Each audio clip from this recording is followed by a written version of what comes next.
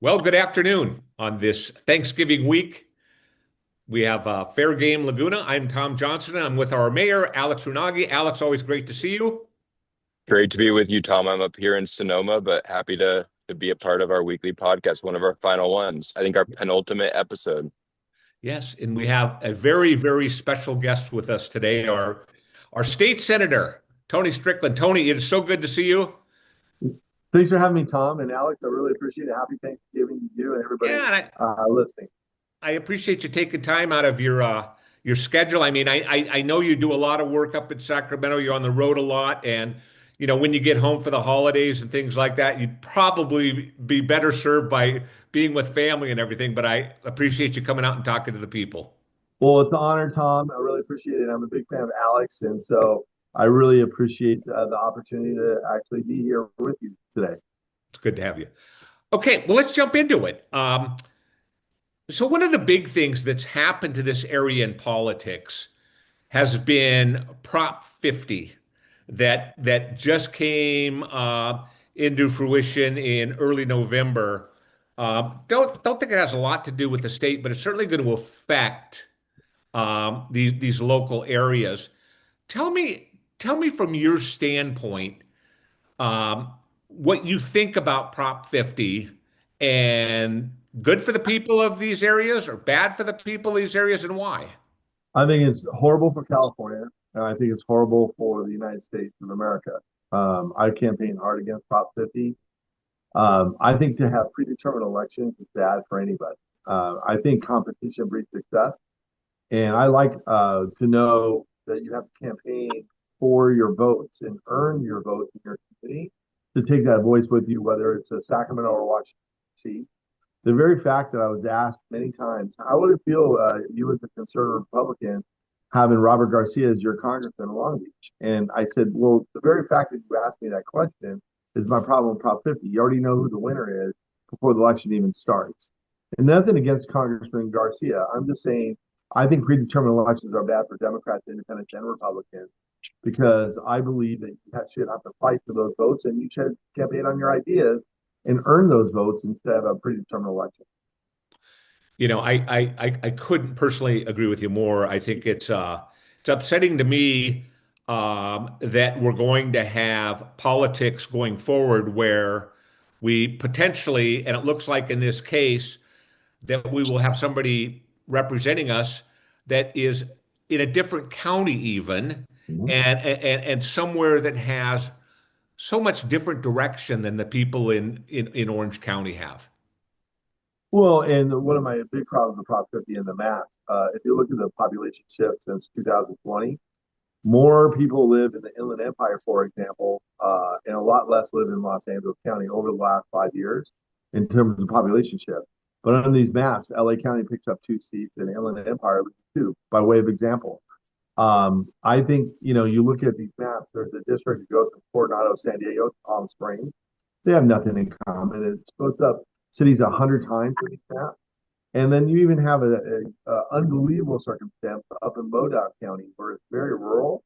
It comes down, you're going to be represented by an urban member of San Francisco. I just think that these maps are not, they're written to have predetermined elections and a certain person win before the election starts.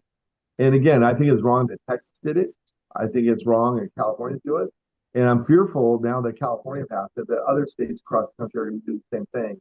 And I think that's bad for our democracy. It's bad for everybody.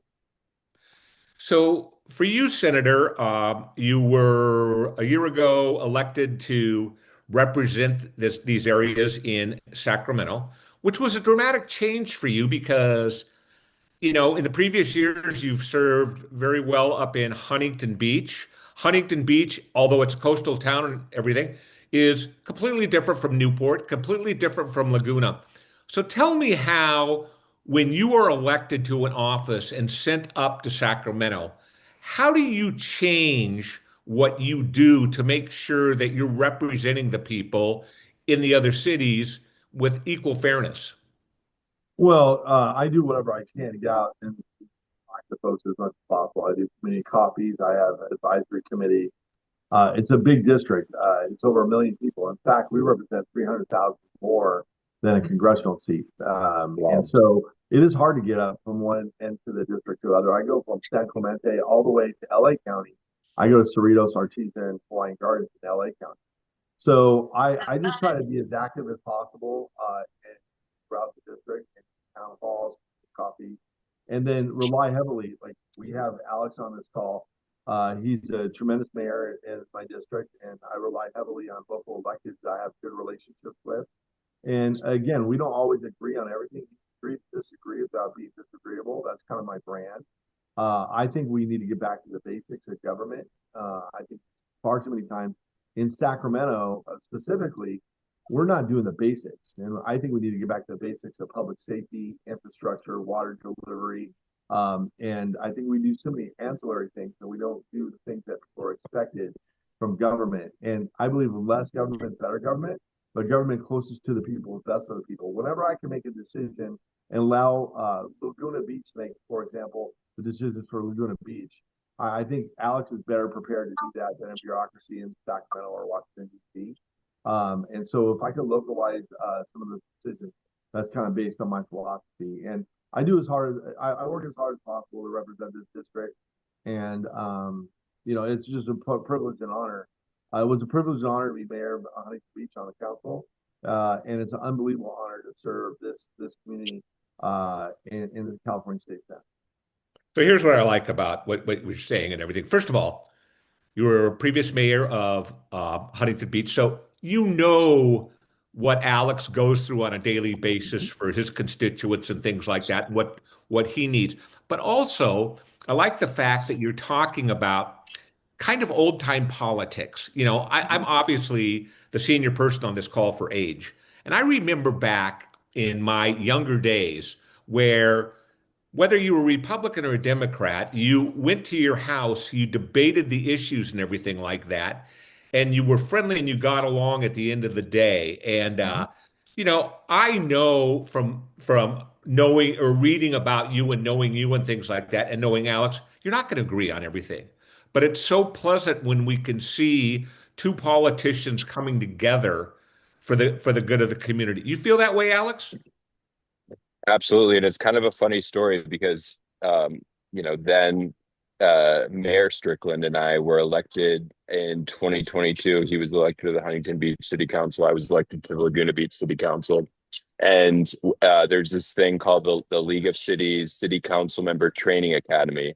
And so Mark Orgel and I went, and I got to know, Tony as well as the three colleagues who were elected in Huntington Beach at the time. And it was a very fun experience to just have dialogue with them, not agreeing on every issue, but talking about, how we can best serve our constituents. And of course, what's interesting about Tony as well is this is not his first time in Sacramento. He was elected at a young age to the assembly and then to the state senate. And so, kind of an interesting question for you, Tony, is what have been the biggest changes from the last time you were in Sacramento? And how old were you when you were elected? Well, 28, 28. 28. Okay. Compared to now when What are you're you, going back. 29 now, Tony? Yeah, I wish. I wish. Tom, I'll let you follow me everywhere. No, the biggest difference is, Alex, great question. People ask me two things. I want to point out two things. One is the legislature has lost an enormous amount of power. Mm, We've been giving these unaccountable boards and agencies too much authority over the years since I've been back. Since I was in the legislature before, CARB, the Air Resources Board, the Coastal Commission, all these agencies. The legislature really has given them enormous amount of power, and then also when it comes to working with the governor, I had the good fortune of working with some of the giants of California politics. John Burton was the Senate leader when I was up in Sacramento in the state assembly, and Antonio Villaraigosa was the mayor.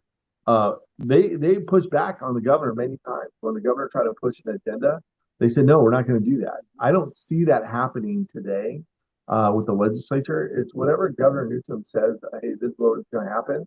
It's almost like we don't have three equal branches of government. That's number one. Number two, Alex, is what Tom talked about. I'm an old school politician. Like I do believe, if you look back to Ronald Reagan and Tim O'Neill, even though they were different parties, they could battle it out on some of the ideas, but then go have a drink afterwards and be friends. Too many times in a society today, if people agree with you, they think you're evil. And look, I think everybody has different life experiences, different districts, different communities. And I think most of the people involved in politics want to do what's right, what they think is right for the people. They just have a different way of doing it. And I look for common ground for every person I work with because I might not agree on one issue, but I'll find another issue. One of the examples is a friend of mine, great guy, Paul Koretz was his name that I served with earlier in my career, and he was the representative for West Hollywood. I called him my favorite communist, as a joke. But he represented West Hollywood. It was pretty far left. Well, he came up to me one day because I did 6 or 7 bills in infrastructure with Alex Padilla, and he says, "I want to do a bill with you." And I said, "Well, obviously, Paul, I don't know if we agree on anything, but we found out we agreed on animal protection issues." And so we worked on 2 or 3 bills regarding animal safety and animal protection. I ended up being the Humane Society Legislator of the Year. It just goes to show you that I look for common ground with people. And I think that's missing in politics today. Because a lot of times if people disagree with you, they think you're evil, which at the end of the day, you just look at life differently and try to solve problems in a different way. And again, as I said, we all have different life experiences, different backgrounds, and different communities that we represent. I totally agree, and I want to apologize to people if you could hear it, background noise. I'm out here in Palm Springs. I'm sort of close to the airport, and every once in a while, kind of like Orange County, we get a plane that flies over. I have no control over it, so I apologize. By the way, right Well, by Alex, you, what else right you by the got? airport, there's a great restaurant that's for dogs. And they say they bring the humans are secondary. I brought my little dog Winston to that restaurant. It was a wonderful restaurant right around the corner. I forgot the name of it, but it's right around the corner from the airport over there in Palm Springs. So I have my not to get on us or whatever, but I do have a dog out here with me, not my dog, but my daughter's dog, an English bulldog. And we've been downtown Palm Springs dining, and I would say they love dogs in town a lot more than they love I, people. I, I think the restaurant, look it up. I think it's called Booze Hound, if I'm not Okay. mistaken. It's called Booze Hound. It's right by the airport. And Okay. really, their thing is the restaurant's for the dog and the human Okay. secondary. That's funny. That's funny.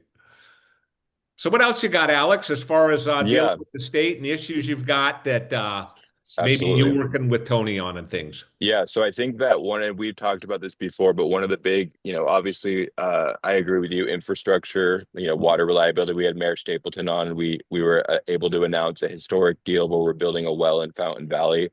And so that's very exciting because we're going to go from 0% local water reliability to around 66% in Laguna Beach, lowering ratepayer costs. And, that's but I think public safety is obviously the number one role in local government because it's something that only we can control. Only we can, reduce violent crime. Only we can deal with fire safety issues. And as you know, we had the Rancho fire in July, and it really could have been a catastrophic incident where the wind's not different if we didn't have the air support that we had. But one of the things that we found was that we were able to do fuel modification in the area where the fire happened, and it took 3 years to get to through CEQA and the Coastal Commission, and thankfully we were able to get it done. I think 3 months before the fire, but had that not happened, it could have been totally different. So the governor's announced in the aftermath of the Palisades legislation that basically streamlines the approval process through CEQA and the Coastal Commission. Is there a chance that we could get that to be permanently enacted where local governments and especially state parks don't have to deal with a 3 year, spending hundreds of thousands of dollars on studies? Is that a source of bipartisan cooperation that you see in Sacramento where we can collaborate on legislation to create an exemption for fuel modification? I would love to work on that. I would love to streamline this permitting process, and I would love to push for that as much as possible. As I mentioned before, the unaccountable boards and agencies. I had a big development project in Huntington Beach. It took them 10 years to go through the permitting process, and then Wow. we wonder why those homes are so expensive. Well, it gets passed on to the consumer. So I would love to work with you on that to fast track that. And again, go back to common sense. That's just common sense to allow the cities and do what they can for fire prevention. The most essential role of government is public safety. And Mayor, the one of the things I want to point out to you, is I'm going to be a bulldog on the Prop 36. It's an initiative that passed. Over 70% of the voters, all 58 counties, said they want to make crime illegal again. It passed, but the state hasn't funded it adequately.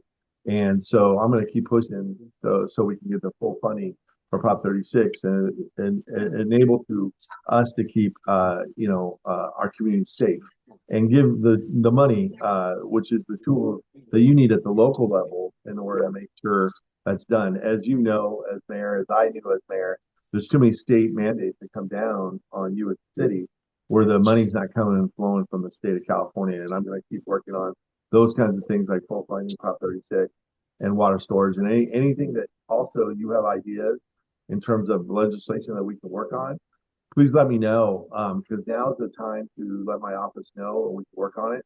Because when we go back up in Sacramento, it's a new legislative session in January, and we have until the end of January for new bill introduction. So if you have any ideas, suggestions, I would love to have those suggestions and love to work with you on legislation. I appreciate you saying that, and as well as if people are watching this, you're going to see Max Werner in here. I want to welcome Max. You can kind of just wave at us, Max. Max is here. Works in Tony's office, and is that do you invite your constituents and things like that to connect with you also Absolutely, through the 1,000%. office? And I do also advisory boards. But yes, now is the time. We did a public community coffee in Laguna, about 2 weeks ago, 3 weeks ago. Time kind of flies. But again, I said I had the same message. Now is the time to bring in those ideas to my office.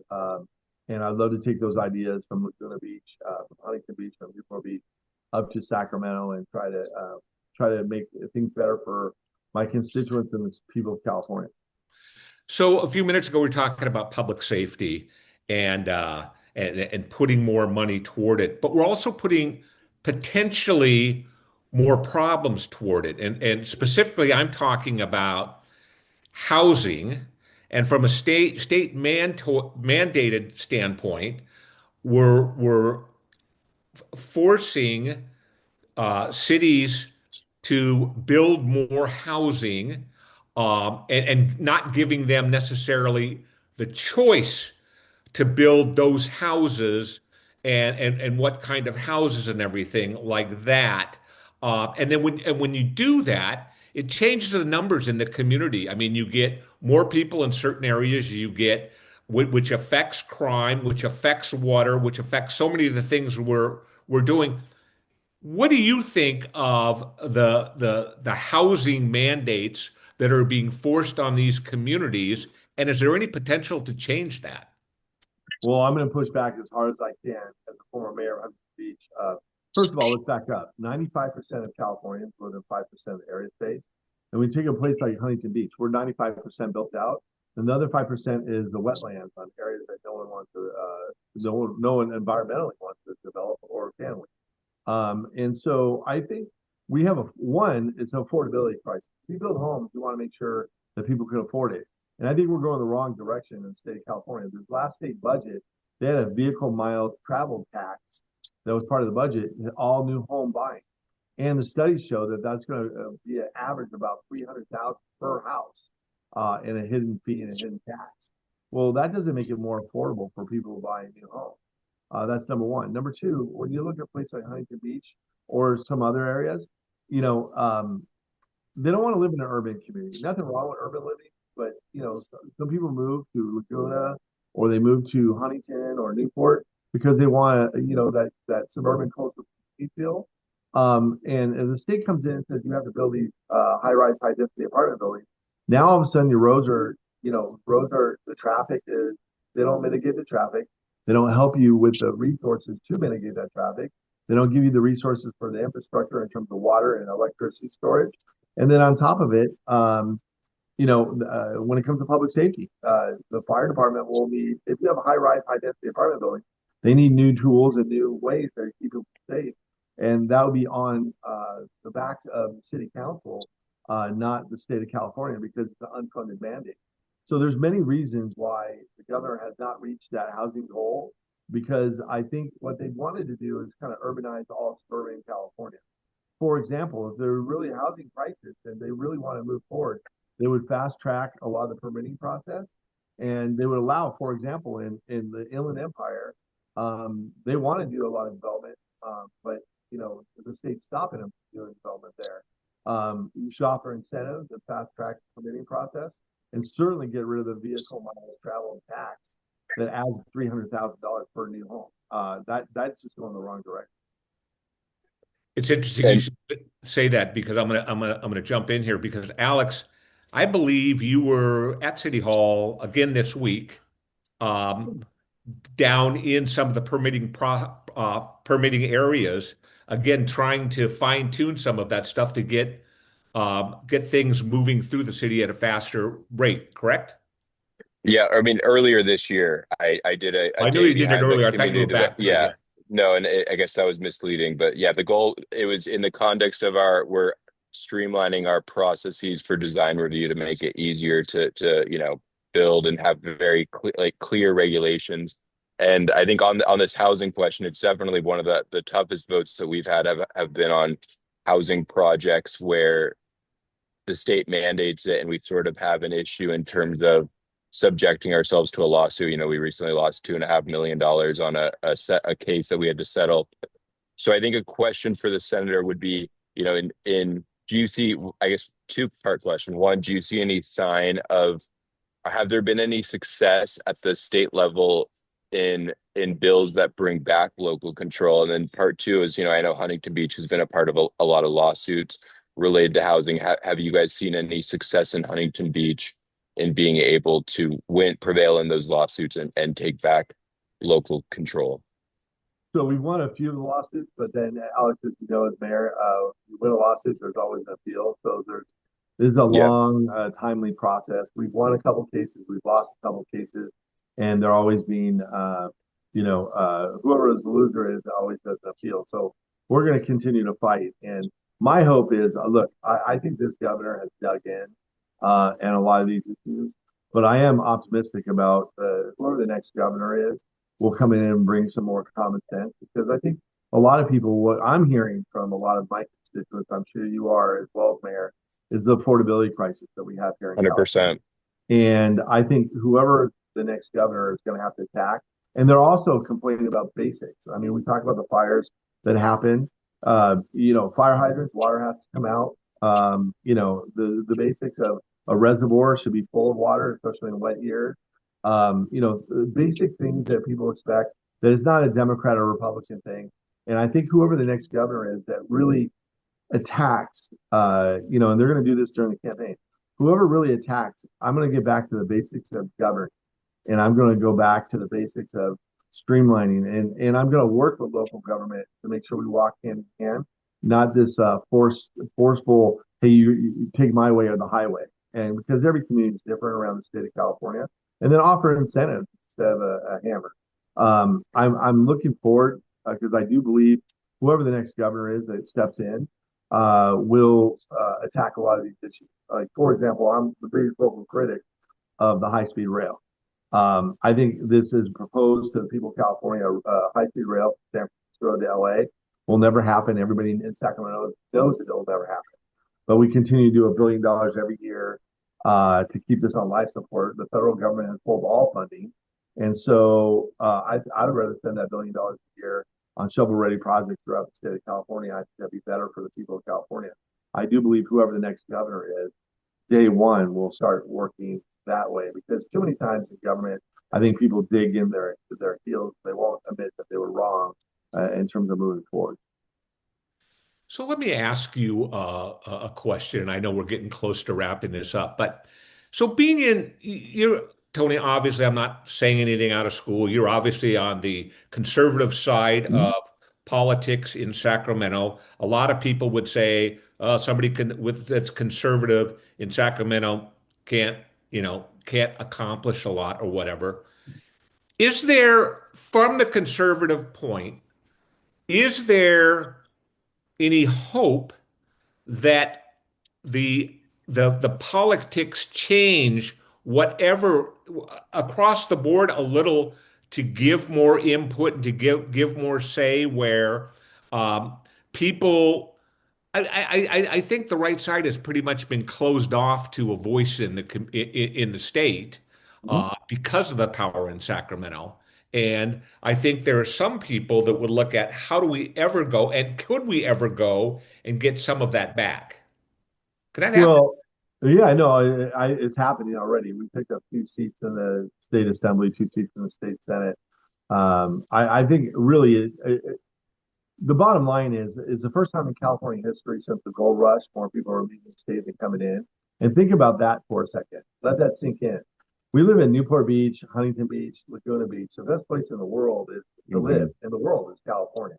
People are leaving our state to go to the heat in the desert of Arizona, the humidity of Florida, or the cold weather up in Idaho and Montana.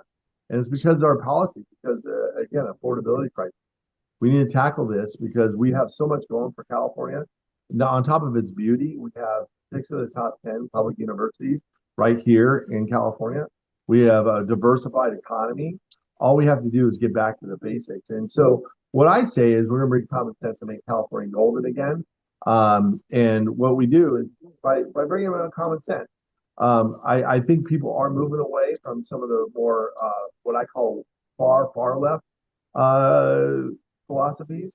But I think it's important that we come to a point where Republicans talk to Democrats. Look, I wouldn't be successful if I didn't have a great relationship with Democrats, which I do.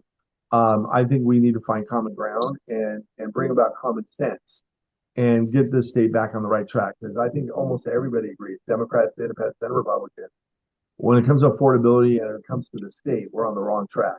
And especially when we talk about the gas prices that are coming next year and the electricity costs, that we need to tackle those issues because those are issues that affect everyday working people across the state of California. Well, you're talking my language because that's one of the reasons I have so much respect for Mayor Rounaghi is I feel like Alex represents a political position, but I always find him to be somebody that no matter what the issue is, we can always sit down and discuss it. And he's looking at the best outcome for everybody he serves and not for a political party. So, um, And I'm that, proud to call him my friend. yeah. You don't have to agree on all the issues all the time. And I don't know if I hurt you, Alex and Laguna, saying that you're my friend. But Absolutely. at the same time, you do work hard for your constituents and for your community. And on some issues, we might disagree, but we'll find where we have common ground. And as we always talk together, we have common ground when it comes to public safety. We have common 100%. ground when it comes to infrastructure and water delivery. So there's a lot more that we have in common than that we have that we disagree on. So before, Absolutely. And okay, go ahead. go ahead. No, and I was just going to say, and I appreciate, Senator Strickland, that I always can text you whenever I need anything and that you're always responsive and hopefully we can work on that legislation related to streamlining fuel modification. I also appreciate Max and whenever I know, and maybe you can speak about, when they're just constituent issues with state agencies, he's our resource. So, people can reach out to me and I can connect them with Max, but appreciate all the constituent work that you do as well, in addition to the legislative functions of the office. Thank you. Thanks, Mayor. You've done a remarkable job. I really appreciate it. So Yeah, before we pull the plug, Thanksgiving is this week.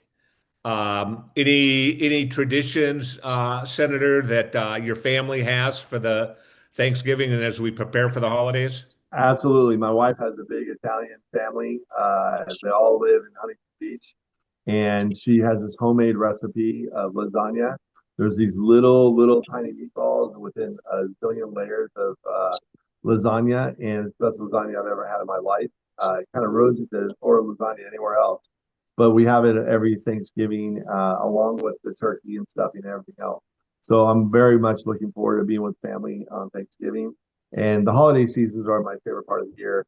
It's a time where you spend with your family and friends, and really it sinks in what life's really about. And so Absolutely. I love Thanksgiving. I have a also. lot to be thankful for, and I wish everybody a happy Thanksgiving.